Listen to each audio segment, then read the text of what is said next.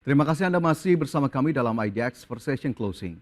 Otoritas Jasa Keuangan menilai stabilitas sektor jasa keuangan terjaga stabil di tengah tren pemangkasan suku bunga acuan di berbagai negara. Meski demikian, di saat yang sama, OJK menyebut adanya sinyal pelemahan perekonomian global tetap perlu diwaspadai oleh industri jasa keuangan di dalam negeri. Otoritas Jasa Keuangan menilai stabilitas sektor jasa keuangan terjaga stabil dan pasar keuangan menguat di tengah sentimen positif akibat pemangkasan tingkat suku bunga acuan di berbagai negara. Meski demikian, OJK tetap mewaspadai prospek aktivitas ekonomi dunia yang melemah, di mana OJK menyebut pertumbuhan ekonomi terindikasi mengalami penurunan di mayoritas negara utama. Dalam kaitan itu, kami melihat bahwa stabilitas sektor jasa keuangan terjaga stabil dan pasar keuangan menguat di tengah sentimen positif akibat periode cut cycle Bank Sentral atau pemotongan tingkat bunga Bank Sentral di berbagai negara. Namun juga kami mewaspadai bahwa prospek aktivitas perekonomian dunia melemah.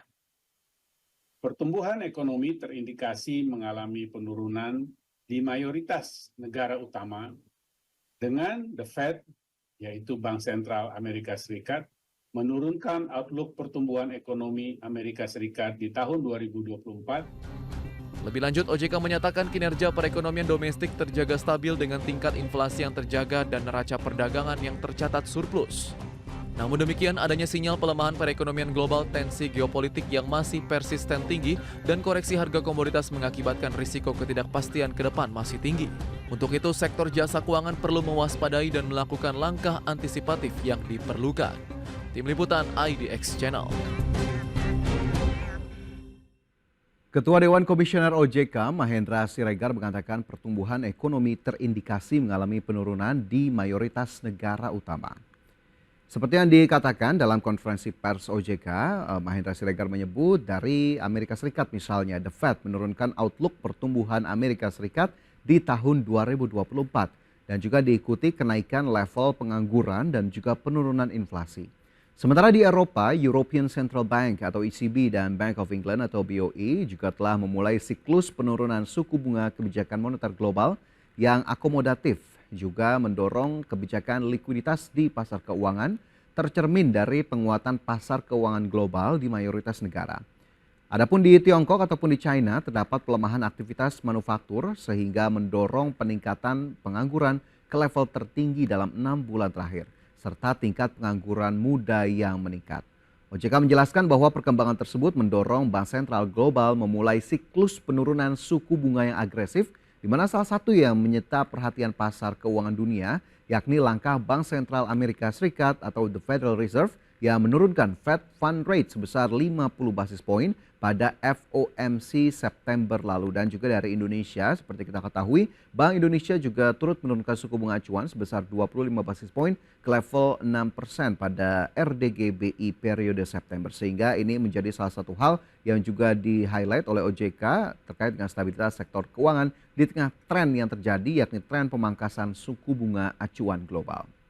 Ya, dari sektor jasa keuangan secara umum, pemirsa, kita coba ke sektor jasa keuangan secara spesifik. Salah satunya adalah industri pasar modal, di mana industri pasar modal Indonesia kembali mencatatkan capaian positif. Salah satunya dari sisi penghimpunan dana.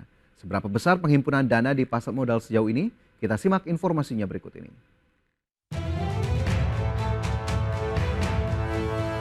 Otoritas Jasa Keuangan melaporkan penghimpunan dana dari penawaran umum di pasar modal Indonesia telah mencapai 137,5 triliun rupiah hingga akhir September 2024. Dari total penghimpunan dana tersebut, penawaran saham perdana atau IPO mencatatkan kontribusi sebesar 4,39 triliun rupiah. Sementara itu, penghimpunan dana di pasar modal masih dalam tren positif. Tercatat nilai penawaran umum mencapai 137,05 triliun rupiah, di mana 4,39 triliun rupiah diantaranya merupakan fundraising dari 28 emiten baru.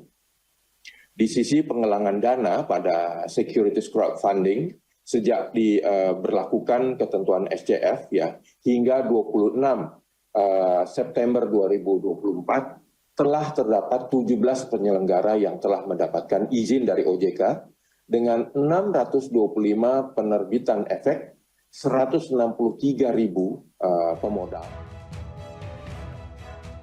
OJK memastikan bahwa kinerja pasar modal Indonesia terus tumbuh positif seiring dengan membaiknya kondisi ekonomi global. Berdasarkan data yang dipaparkan OJK, indeks harga saham gabungan mencatat kenaikan sebesar 0,34% sejak awal bulan hingga 27 September 2024, mencapai level 7.696. Adapun sepanjang tahun ini, IHSG tercatat menguat 5,83%. Tim Liputan IDX Channel.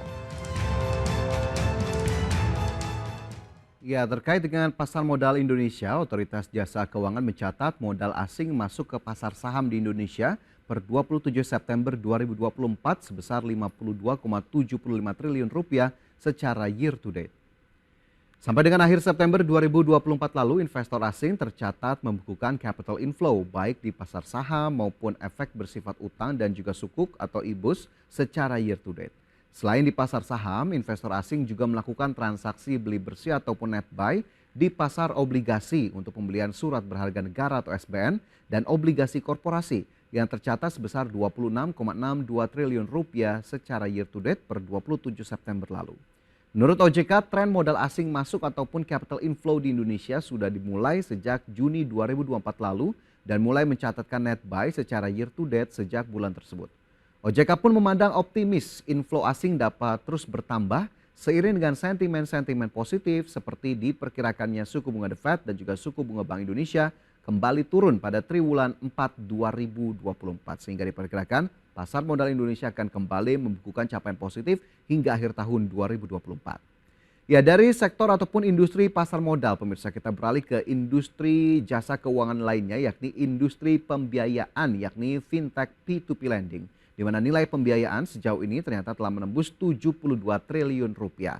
Dan untuk mengetahui datanya lebih jelas, berikut kita simak informasinya.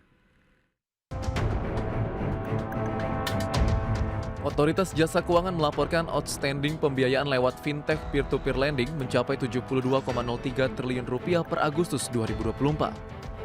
Jumlah tersebut mencerminkan kenaikan hingga 35,62% secara tahunan bila dibandingkan bulan Juli yang sebesar 23,97%. Sementara itu, pada industri fintech peer-to-peer lending, outstanding pembiayaan di Agustus 2024 terus meningkat menjadi 35,62% year on year. Di Juli yang lalu, 23,97% year on year dengan nominal sebesar 72,03 triliun rupiah. Tingkat risiko kredit macet secara agregat atau TWP 90 dalam kondisi terjaga di posisi 2,38%, di Juli yang lalu tercatat 2,53%. Pertumbuhan pembiayaan fintech peer-to-peer lending diikuti dengan tingkat risiko kredit macet atau tingkat one prestasi pinjaman di level 2,38%, turun dari 2,53% di bulan Juli 2024. Lebih lanjut, OJK menjelaskan bahwa perkembangan industri fintech juga diiringi dengan banyak tantangan, diantaranya masih terdapat sejumlah penyelenggara fintech peer-to-peer lending yang belum memenuhi kewajiban ekuitas minimum. Tim Liputan IDX Channel. Per September 2024 terdapat 16 dari 98 penyelenggara P2P lending yang belum memenuhi kewajiban ekuitas minimum 7,5 miliar rupiah. Dari 16 penyelenggara P2P lending tersebut, 6 sedang dalam proses analisis permohonan untuk peningkatan modal disetor. OJK sendiri terus melakukan langkah-langkah yang diperlukan terkait Progress Action Plan upaya pemenuhan kewajiban ekuitas minimum dimaksud berupa injeksi modal dari pemegang saham maupun dari strategic investor lokal ataupun asing yang kredibel termasuk pengembalian izin usaha. Dan secara keseluruhan dari industri pembiayaan, pemirsa, Otoritas Jasa Keuangan telah memberikan sanksi administratif terhadap 48 perusahaan pembiayaan selama September 2024 karena dinilai melanggar peraturan OJK yang berlaku maupun hasil pengawasan atau tindak lanjut pemeriksaan. Adapun perusahaan tersebut terdiri dari 19 perusahaan pembiayaan, 13 atau maksud kami 12 perusahaan modal ventura dan 17 penyelenggara P2P lending.